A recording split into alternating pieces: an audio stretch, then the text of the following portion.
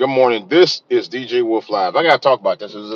This is another Friday Wild edition. Um, I gotta talk about this, man. It was just on my mind, and I'm gonna tell you the keys to surviving out here and maintaining. Uh, how can I put it? Maintain stability in your life. I will say that. That's probably what I should have said. Maintain stability in your life. One of the keys to maintain stability in your life is to surround yourself with good people. That's an absolute must, folks. And the reason why I say that is because usually, usually,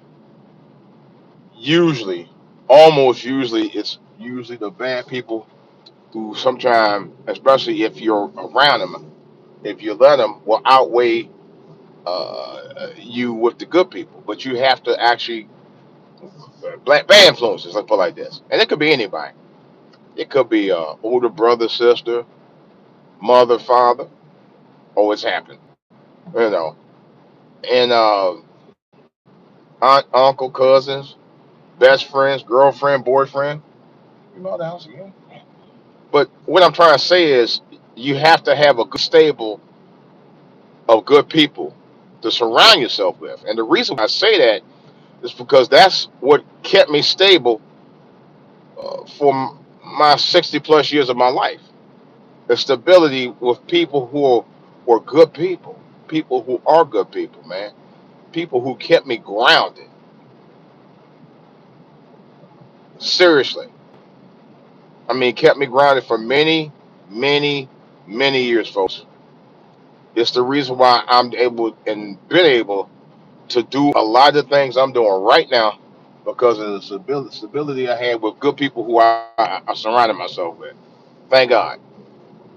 And God led me to those folks, man.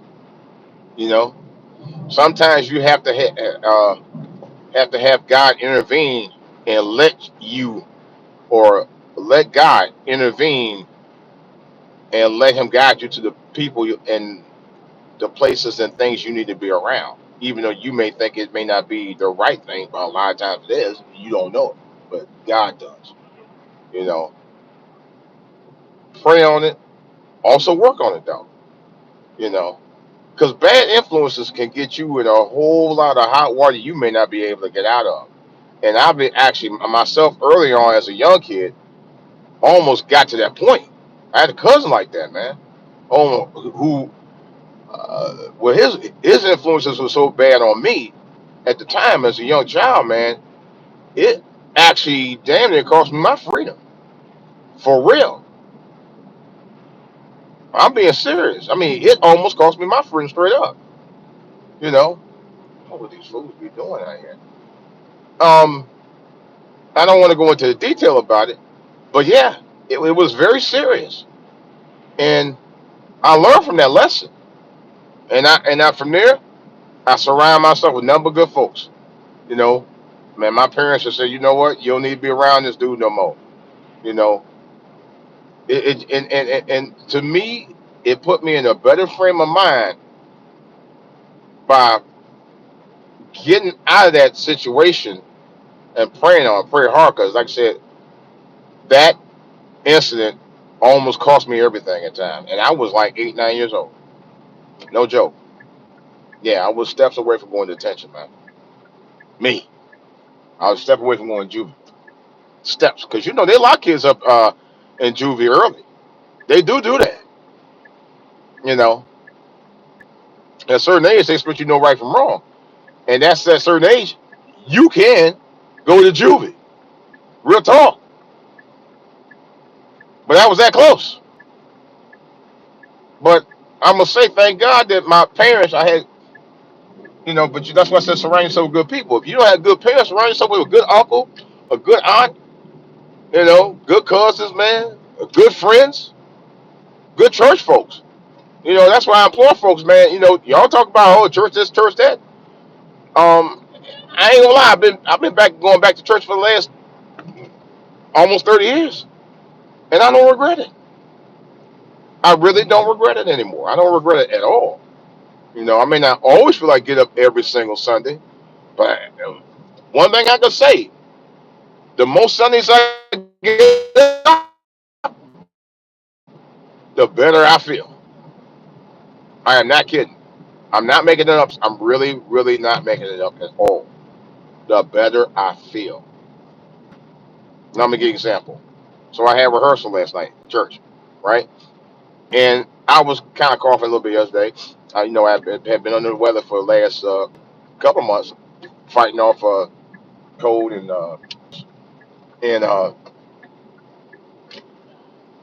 I was drinking some hot tea. So I made some hot tea. I was drinking hot tea during the day, worked, and got home. I said, you know what?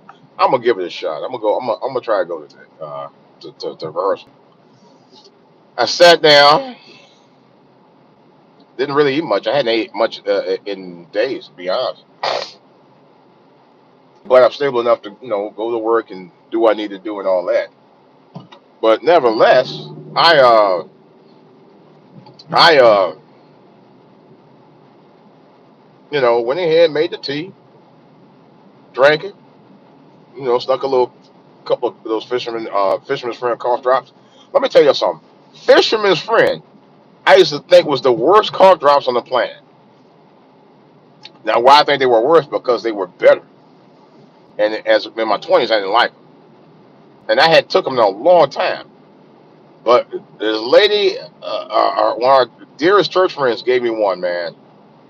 And I'm gonna tell you right now, that is probably one of the best cough drops I have ever had. Fisherman's friend. You can get them in. She told me strawberry. I didn't know they had strawberry. She said, "Well, they got strawberry." I didn't want strawberry. I know it won't be strong enough. It'll probably be too sweet. But they got lemon and lime, which is a little sweet, but still a little bitter and still strong. And they got the original, which is strong as hell. I'm telling you right now, for coughs that you want to get rid of for the moment, they're the best thing. I am not. No wonder they cost almost $6 a box. But you only get like so many of them. But it's worth it.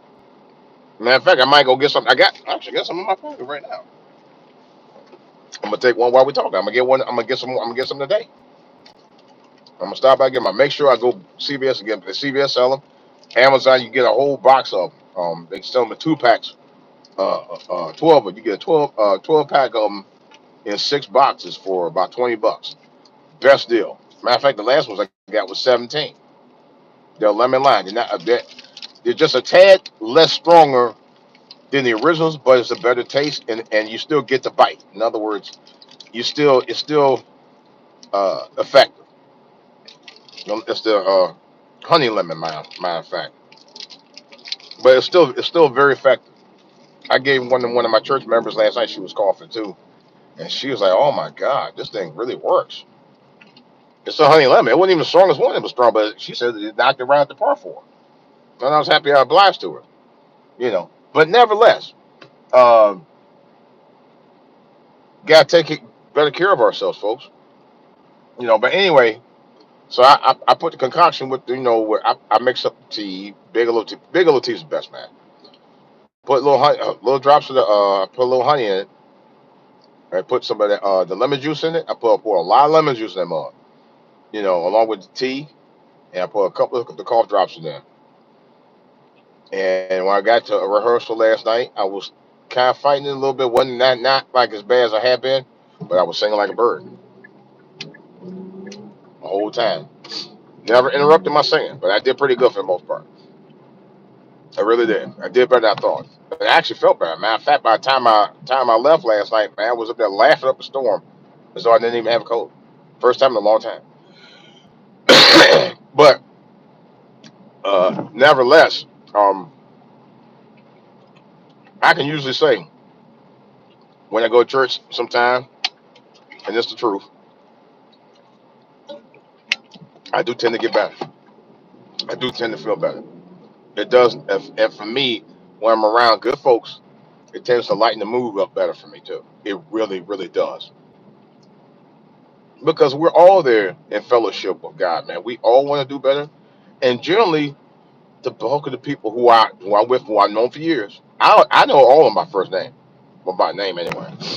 are very, very, very, very good people, man. You know, we know the devil's out here. We know that we need the Lord by our side daily. You know, for me, daily, and 24/7 daily too.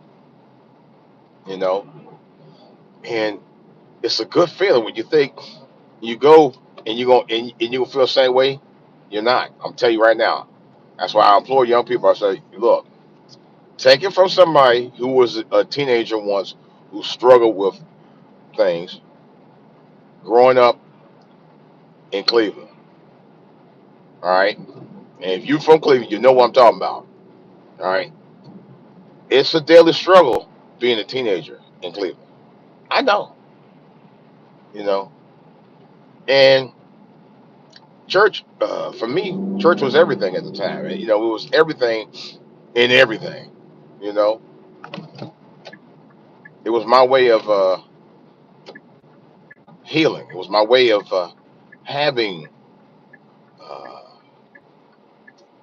something, someone that cared about me, man, enough to guide me to the right path, man, to the right people, and kept me grounded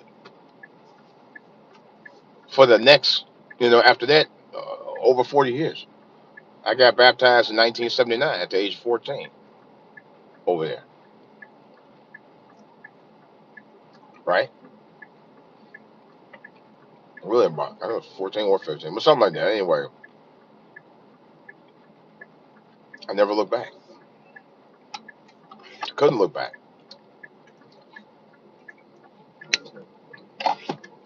I couldn't do nothing but go get right at that point, folks.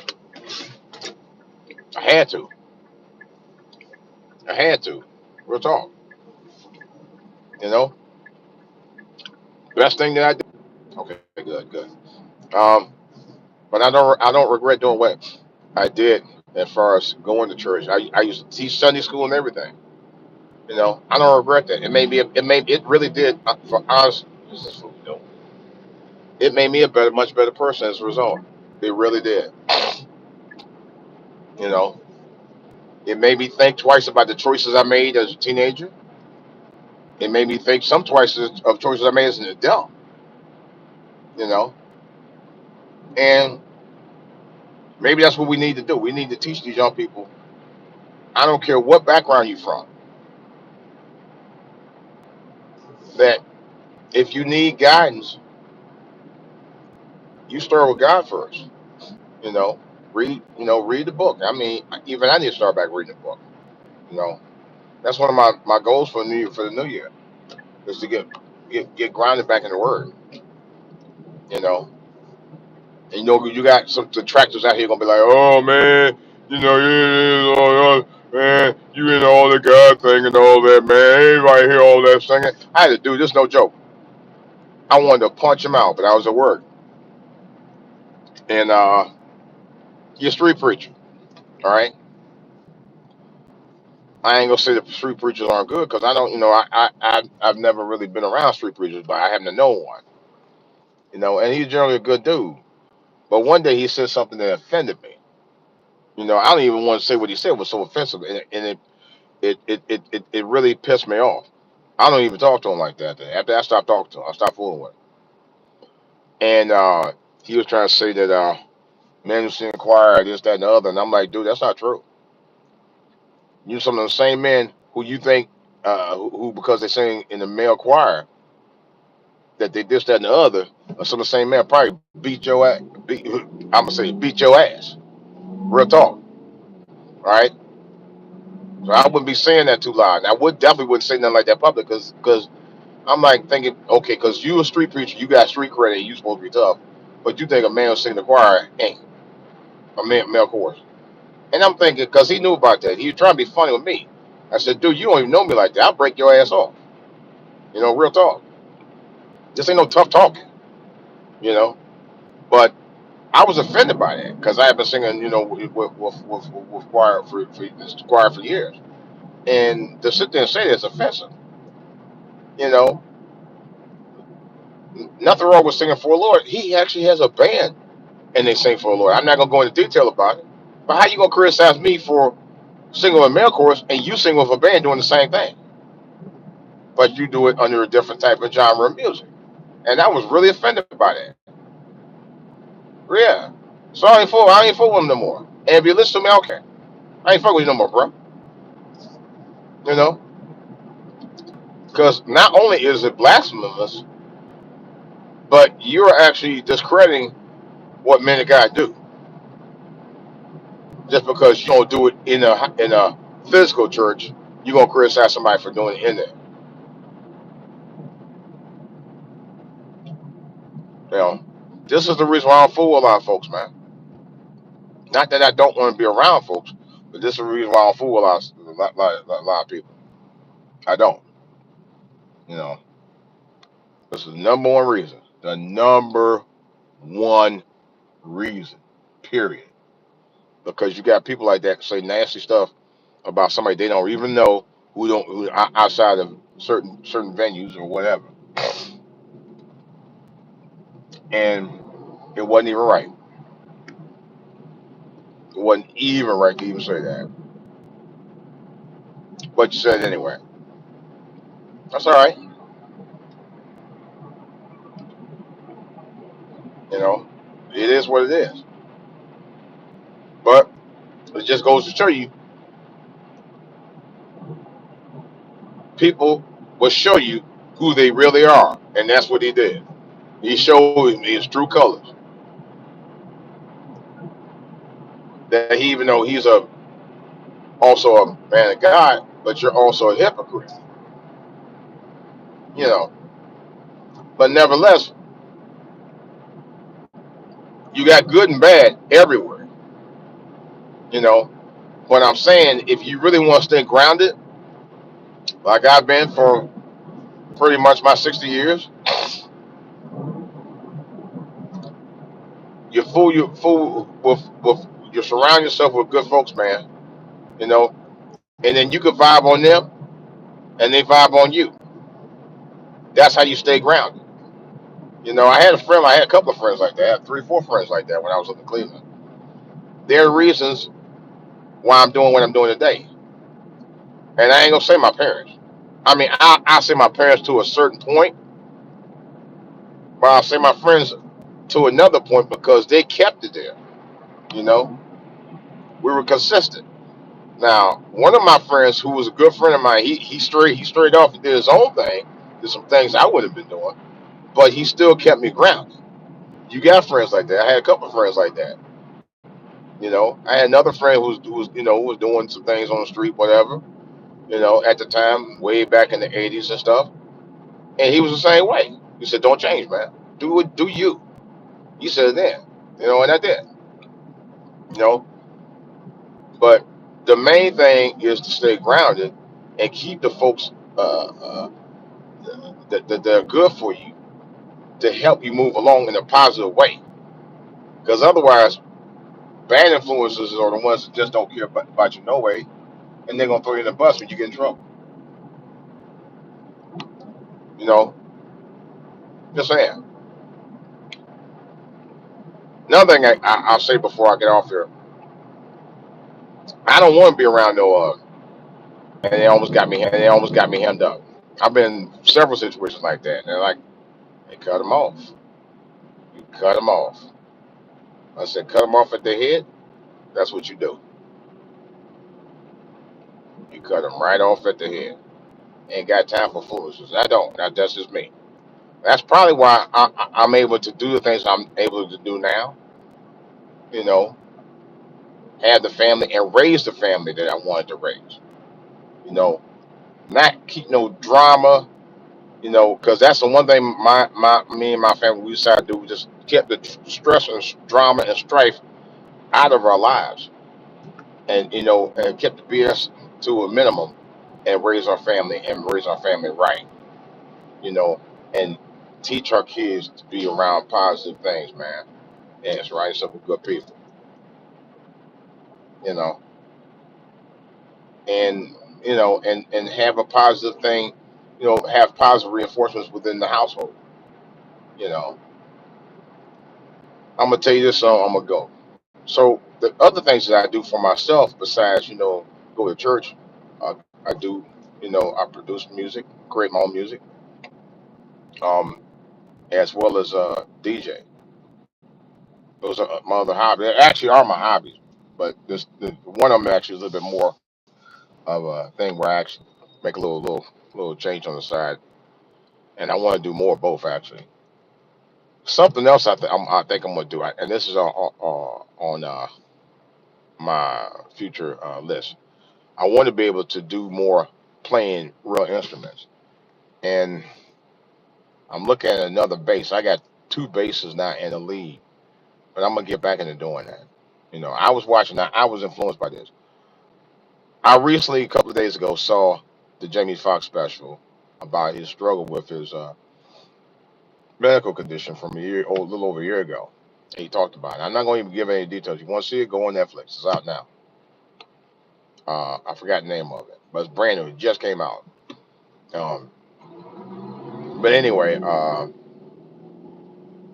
there was one part where he did a duet with his daughter. His youngest daughter, was playing guitar. She's 14, and she was incredibly good. Oh my God! And I'm like, wow, she's 14 playing guitar like a pro, playing and singing like a pro. She literally was like a pro, folks. Not like somebody who just started. She played like she had been doing it for years, and probably was. You know, I'm like, why can't I do that at the age of 60? You know, my mother bought a piano years ago. She don't play it that much though. I don't think she know how to play now. I said, well, show me how. No, okay, well, that's another story. But anyway, but nevertheless though, I play keyboards pretty decent. I kind of learned that by tone. Guitar, I learned some of it by tone, but there's stuff I really want to do on guitar that I don't know by notes. And I think one day I'm gonna look up something on YouTube here and get some lessons about how to actually play guitar by ear. Because I have friends that I know, at least one or two friends that actually play by ear and play very good. You know, and I should be able to do it because I had uncles that did the same thing. You know, they were the ones that got me into playing guitar. You know, yeah. And I think as part of my New Year's resolutions, I'm making them early. I'm going to actually write them down and put them somewhere in the box, and then look it up later on. See, did I actually do what I said I was going to do? Did I get more into the Word? You know, did I serve God more? Which I never really stopped, but I'm just saying I'm going to do more. Um, when I say get to the Word, get to the Word of the Bible, serve God more, never stop serving. Be more financially stable. I mean, this year I kind of met my goal a little bit. I was able to save a little change here and do some things I normally couldn't do. I was on a cruise. No, actually, before I went to go see my mother, I had my money to go up save up for that. Did the cruise thing. Actually, it was a DJ one gig, but it wasn't as good as the other gigs I did. That's another story. And I'm gonna talk about because that's a lesson to be learned. Um, but yeah, as far as money, I was able to save a little money because that was one of the things I said I was gonna start back doing, do it, and I actually I'm doing okay. Not great, but okay. I like to do better. Um, not curse, and well, at least curtail a lot of my cursing. As you notice, I did do that today, and that's something I think I don't want to be doing much of anymore. Anyway, that's cursing a lot, you know, and continue to surround myself with good people. You know, just be an all around better person. Period. With the grace of God, I will. All right, guys. Well, let me and the missus go celebrate our 30 something wedding anniversary. Yeah. And I'll talk more about something about that a little later. But this is DJ Wolf. Y'all have a good morning. God bless. Thank you for tuning in. Please like and subscribe. Thanks to all my new subscribers. I love y'all. Thank you so much, man. Like I said, this is for all to hear. This is the channel where I try to keep honest, open, honest conversations on each and every episode here. Oh, that's right.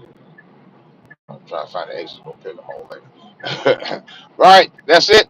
I got nothing else left here, but we'll get more into it. Actually, I think on another episode, I'm going to talk about the guy, the UHC killer, the guy who killed the CEO of UHC. The UHC, I actually had a UHC plan years ago. I'll talk about that in another podcast. This is DJ Wolf. I'm out.